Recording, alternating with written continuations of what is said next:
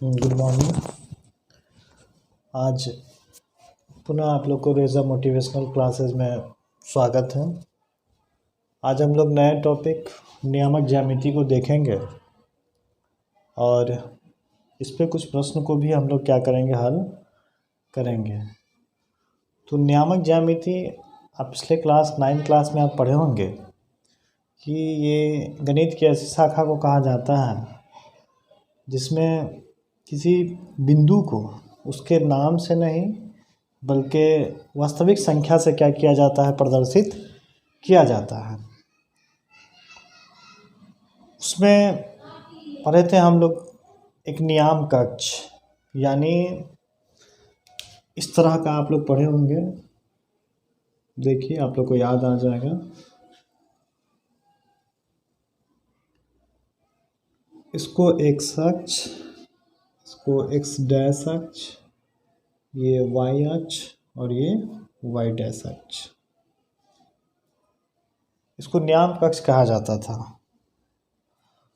देखिए यहाँ पास ये एक्स अक्ष और वाई अक्ष, एक्स अक्ष आपको ये पूरा देख रहे हैं और ये वाई अक्ष पूरा, ये दोनों जहाँ पास एक दूसरे को प्रतिच्छेद कर रहा है, जहाँ पास एक दूसरे को काट रहा है, इसको हम लोग कहते थे मूल बिंदु। ध्यान से देखिए आप लोग, ठीक है। मूल बिंदु, ये जहाँ पास एक दूसरे को काट रहा है इसको मूल बिंदु, अंग्रेजी में इसको ओरिजिन पॉइंट कहते हैं, ठीक है। और इसका जो निर्देशांक होता है वो 0 0 होता है, यानी जितनी भी दूरियां होगी हम लोग क्या करेंगे, मूल बिंदु से मापने का काम करेंगे। अब ये मूल बिंदु है यानी ओरिजिन पॉइंट है, और यहाँ से इस ओर यानी आगे की ओर बढ़ना है, आगे की ओर। जैसे ये 1 2 3 4 5 6, ठीक है। इसको आप लिखिए, लिख सकते हैं 2 3 4 5 6। इधर देखिए -1 -2 -3 -4 -5, ये -6, यानी मूल बिंदु से आगे की ओर बढ़ेंगे तो सारा मान धनात्मक रहेगा, यानी पॉजिटिव नंबर रहेगा। और मूल ओरिजिन पॉइंट से पीछे की ओर बढ़ेंगे तो सारा मान क्या होगा, ऋणात्मक होगा, निगेटिव नंबर होगा। अब ये मूल बिंदु से ऊपर की ओर बढ़ना है, ध्यान से देखिए आप लोग, देख रहे हैं ना, देखिए मूल बिंदु से ऊपर की ओर,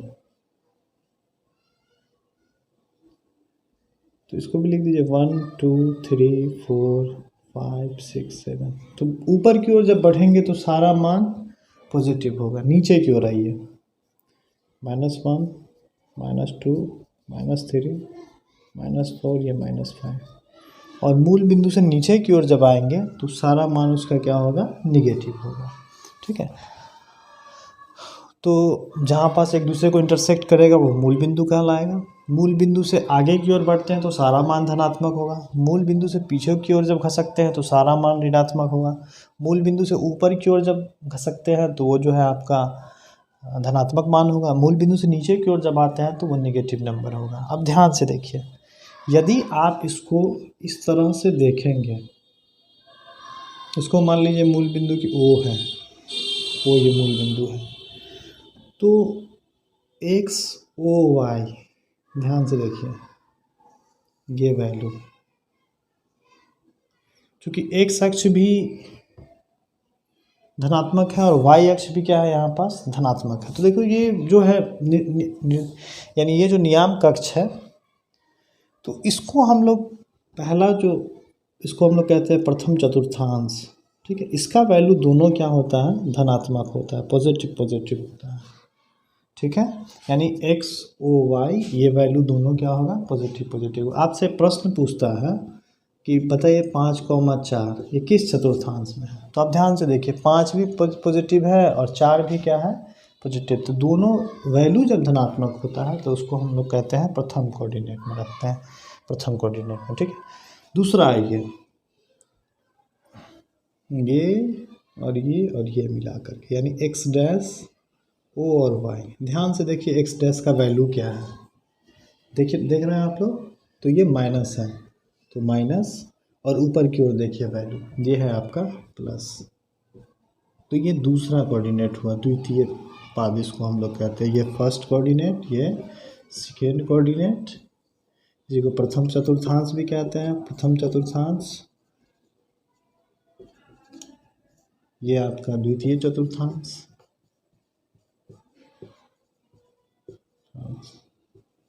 चतुर्थांश। ये जो है आपका, ध्यान से देखिए फिर, ये और ये मिला करके यानी एक्स डैश ओ और वाई डैश, ये मिला करके यानी एक्स डैश भी माइनस में और वाई डैश भी क्या है, माइनस में। तो ये आपका हो जाएगा तृतीय चतुर्थांश।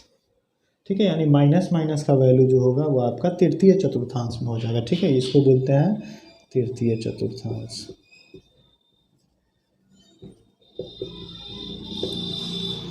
इधर देखिए, एक्स ओ और वाई डैश, यानी एक्स होगा पहले पॉजिटिव में और फिर ये होगा माइनस में, निगेटिव में। तो इसको बोलते हैं हम लोग चतुर्थ चतुर्थांश, चतुर्थ चतुर्थांश। ठीक है, फर्स्ट कोऑर्डिनेट में दोनों मान धनात्मक होगा, सेकेंड कोऑर्डिनेट में पहला मान निगेटिव, दूसरा मान पॉजिटिव होगा, थर्ड कोऑर्डिनेट में दोनों ऋणात्मक होगा, फोर्थ कोऑर्डिनेट में क्या होगा, पहले पॉजिटिव होगा और दूसरा निगेटिव होगा। अब देखिए प्रश्न आपसे क्या रहता है चतुर्थांश से रिलेटेड, उसको देखिए। जैसे कि आपको एक एग्जांपल के लिए एक प्रश्न देता है 4,-5, ये क्या है बताइए कि ये किस चतुर्थांश में है। अब आपको ध्यान से देखना है। देखिए आप लोग, पहले क्या है, 4 में क्या है, पॉजिटिव, 5 में क्या है, निगेटिव। Very good. अब आप देखिए पॉजिटिव निगेटिव वाला इस चारों चतुर्थांश में ढूंढिए, पॉजिटिव निगेटिव किधर है। तो आप देख रहे हैं कि ये पॉजिटिव है और ये निगेटिव है, यानी ये चतुर्थ। तो ये इस प्रश्न का आंसर होगा कि यह जो है आपका फोर्थ कोऑर्डिनेट का ये है, ये फोर्थ कोऑर्डिनेट में इसका वैल्यू चला जाएगा, यानी चतुर्थ चतुर्थांश का यह मान है। ठीक है, इस तरह से मान लीजिए कहीं लिखा हुआ -4,3, अब पहले माइनस फिर प्लस, पहले माइनस फिर प्लस, इसको देख लीजिए किसका चतुर्थांश। देखिए सब लोग ध्यान से, तो इसको आप सीधे सीधे लिखेंगे कि यह जो है आपका सेकेंड कोऑर्डिनेट में है। ठीक है, इस तरह से और भी कोई वैल्यू हो सकता है, जैसे कि मान लीजिए कि लिखा हुआ है वैल्यू -7, -5। अब कहेगा ये किस चतुर्थांश में है, ध्यान से देखिए यह किस चतुर्थांश में है। तो इसका चतुर्थांश निर्धारित कीजिएगा। देखिए दोनों माइनस में है, एक्स का वैल्यू भी माइनस में, दूसरा वैल्यू भी क्या है, माइनस में। तो दोनों जब माइनस में होता है तो अब देखिए किस चतुर्थांश में, तो इसको लिखिएगा कि ये थर्ड कोऑर्डिनेट है। तो इस तरह से आपके ऑब्जेक्टिव का प्रश्न क्लास 10 में रहता है। ठीक है, इसको नोट करें जब तक, फिर हम लोग आगे की ओर बढ़ते हैं।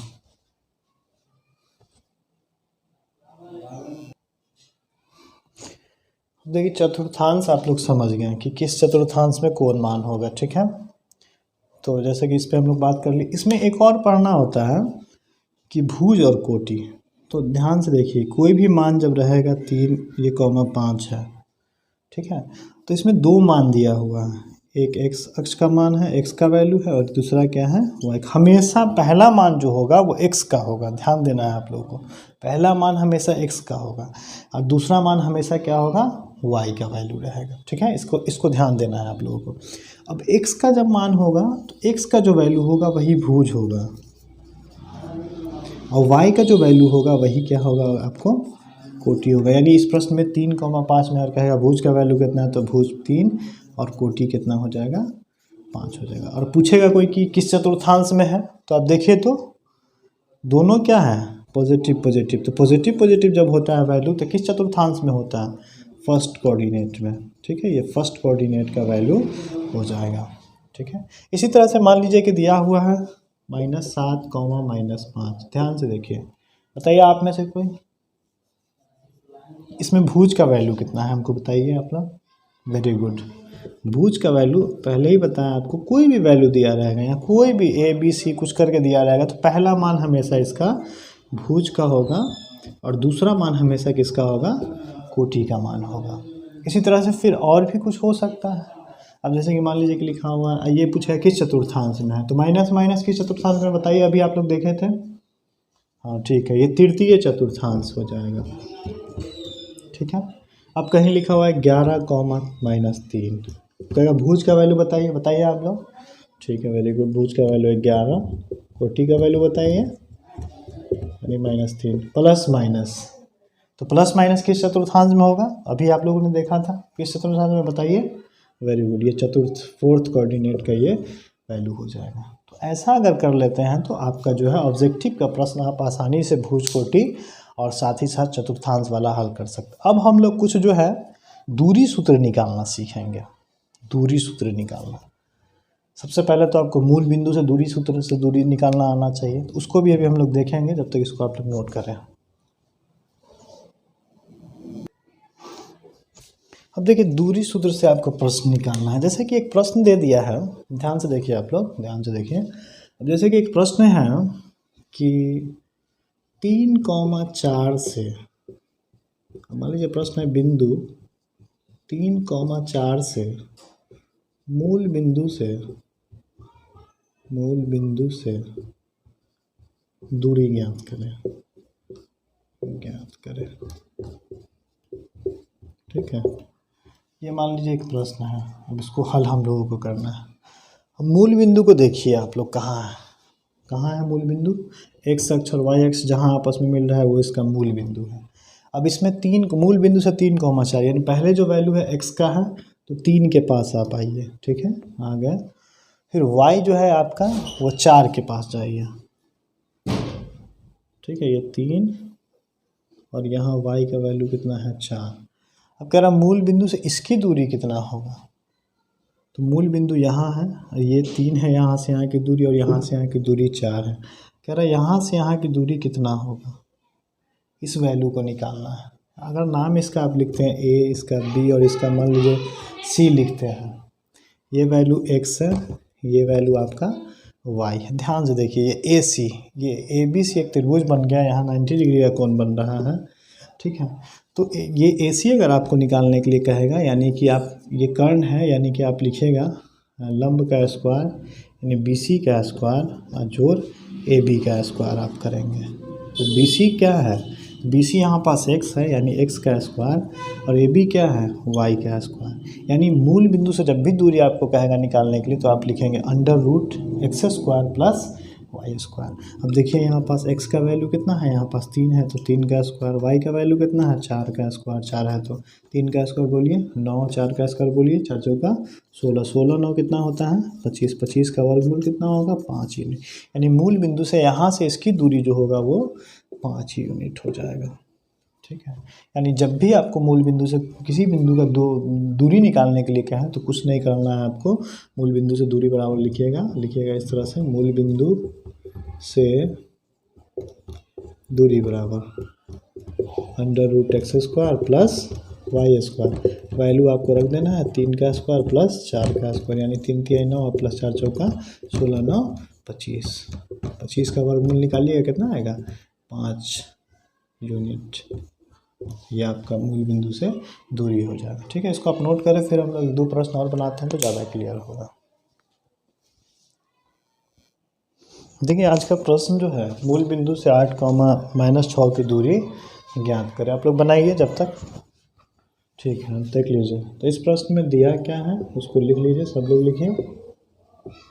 दिया हुआ है x का वैल्यू बताइए कोई आदमी, ठीक है, वेरी गुड। हाँ, अगर कोई कहेगा भुज का वैल्यू कितना है तो जो x का वैल्यू वही क्या होगा भुज का वैल्यू।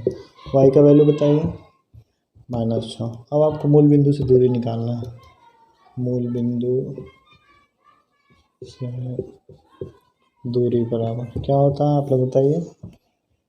हाँ very good, √x² plus y²। x का वैल्यू कितना है 8 का स्क्वायर, y का वैल्यू कितना है -6 का स्क्वायर। 8 8 का स्क्वायर कीजिए 64, 6 का स्क्वायर 36, 36 64 100 का वर्गमूल, वेरी गुड 10 यूनिट। यानी ये जो आपका दूरी हो जाएगा मूल बिंदु से वो कितना हो जाएगा 10 यूनिट हो जाएगा, ठीक है। इसको नोट करें जब तक।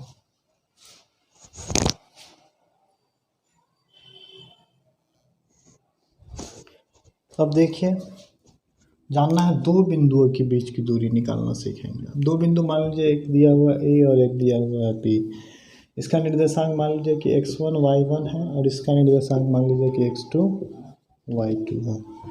अब कहेगा इसके बीच की दूरी निकालिए, यहाँ से यहाँ की दूरी कितना होगा। ठीक है, तो आप दूरी सूत्र यहाँ से लिखेंगे ए बी बराबर, बहुत आसान है, दोनों के भुज के अंतर को घटा के स्क्वायर कीजिए, यानी x1 माइनस x2 का होल स्क्वायर, और इसका जो कोटि है उसके अंतर को आपस में घटा के इसका स्क्वायर कर दीजिए, y1 माइनस y2 का होल स्क्वायर, यानी दो बिंदुओं के बीच की दूरी निकालने का ये सूत्र होता है। इसके आधार पर आप क्या कर सकते हैं, प्रश्न को हल कर सकते हैं। जैसे कि एक प्रश्न है, मान लीजिए कोई बिंदु दिया हुआ है 5,4 और यहाँ दिया हुआ है 2,-2। अब कहेगा इसके बीच की दूरी निकालिए। ठीक है, ध्यान से देखिए। अब आप लोग बताइए कि इस प्रश्न में दिया क्या है। x1 का वैल्यू बताइए कितना दिया हुआ, 5। x2 का वैल्यू बताइए, इधर होगा x1 y1, इधर होगा x2 y2। तो x2 का वैल्यू हो जाएगा 2, y1 का वैल्यू कितना है 4, y2 का वैल्यू कितना है -2। ठीक है, अब देखिए दूरी सूत्र से जो रूल होता है उसको आप पुटअप कर दीजिए। x1 का वैल्यू दिया हुआ है, देखिए कितना है 5, x2 का वैल्यू 2, इसका होल स्क्वायर, y1 का वैल्यू 4, y2 का वैल्यू -2 और इसका होल स्क्वायर। 5 में से 2 घटाइए, वेरी गुड, 3 का स्क्वायर, 4 माइनस माइनस प्लस, 4 2 कितना हो जाएगा 6, इसका स्क्वायर, 3 का स्क्वायर 9, 6 का स्क्वायर 36, 9 और 36 हो जाएगा ये 45। 45 को आप लिख सकते हैं 3 तिहाई 9 गुने 5 45। अब ये 2 जोड़ा लग के 3 बाहर निकल जाएगा और ये √5 बचेगा, 3√5 यूनिट इसका वैल्यू हो जाएगा। तो दो बिंदुओं के बीच की दूरी को हम लोग क्या कर सकते हैं, इस तरह से नोट कर सकते हैं। नोट करें, फिर हम लोग अगले प्रश्न की ओर बढ़ते हैं। अब एक प्रश्न है, बिंदु ए 5,-8 एवं बिंदु बी -7,-3, इसकी बीच की दूरी को क्या करना है, निकालना है। देखिए ये ए और ये बी, इसका वैल्यू है 5,-8, इसका वैल्यू है -7,-3। अब आप लोग बताइए कि इस प्रश्न में क्या क्या दिया हुआ है, बताइए आप लोग। अगर इस प्रश्न में हम लोग लिखें दिया हुआ है x1 का वैल्यू बताइए क्या दिया है, वेरी गुड 5। x2 का वैल्यू बताइए -7, वेरी गुड। y1 का वैल्यू बताइए -8, y2 का वैल्यू बताइए -3। निकालना है दूरी, यानी ए बी बराबर क्या होता है, ठीक बताएं, x1 माइनस x2 का whole square plus y1 minus y2 का होल स्क्वायर। ध्यान से देखिए, x1 का वैल्यू को रखिए यहाँ पास, ये 5, x2 का वैल्यू को रखिए, -7 है तो माइनस माइनस एक लाइन लिख ही देते हैं, इन दोनों का स्क्वायर, जो y1 का वैल्यू -8, y2 का वैल्यू -3, तो माइनस और ये -3, इसका होल स्क्वायर। आगे बढ़िए, 5 ये माइनस माइनस +7 और इसका होल स्क्वायर, ये -8 है और माइनस माइनस +3, इसका होल स्क्वायर, वेरी गुड। 5 7 को जोड़िए 7 5 12 का स्क्वायर, -8 में +3 जोड़िए, ये -5 हो जाएगा, इसका होल स्क्वायर। 12 का स्क्वायर कितना होता है 144, वेरी गुड। 5 का स्क्वायर 25, वेरी गुड। 5 4 9, 4 2 6 1, 169, 169 का वर्गमूल निकलता है 13, यानी इसके और इसके बीच का जो दूरी होगा वो 13 यूनिट हो जाएगा। ठीक है, ये 13 यूनिट हो जाएगा। इसको भी नोट कर ले। एक और प्रश्न हम लोग बनाते हैं।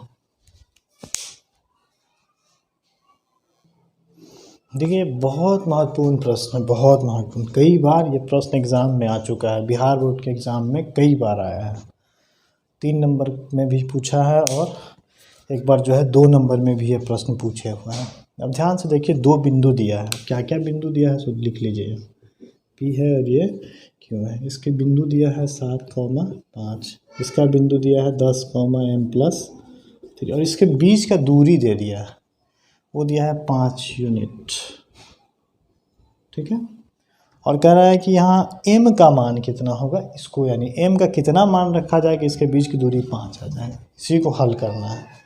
बहुत आसान प्रश्न है ये भी। देखिए रूल पे लिखिए आप लोग, ये PQ है ना, तो यहाँ PQ लिखिए, PQ बराबर 2 बिंदु की दूरी, बीच की दूरी निकालना, तो क्या करेंगे बताइए आप लोग।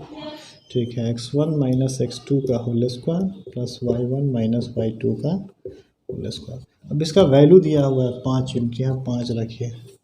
x1 का वैल्यू दिया है 7, x2 का वैल्यू दिया है 10, इसका होल स्क्वायर। y1 का वैल्यू कितना दिया है 5, y2 का वैल्यू दिया है m+3,